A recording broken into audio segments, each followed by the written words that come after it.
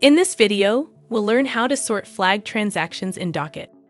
To view flagged transactions, click on the Open Items button on the top menu. The filters located at the top of the page are designed to sort your transactions. This is particularly helpful when dealing with a large number of transactions. Filter by date. Keep your transactions chronologically organized. Use the date filter as shown below to sort your transactions by specific dates. Filter by vendor name. Need to focus on a particular vendor.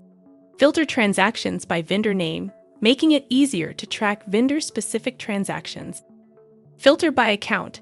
Use the account filter to view transactions associated with specific accounts. Filter by amount. Track high or low value transactions by using the dollar amount filter. It's a quick way to identify significant financial events. Thanks for watching this video.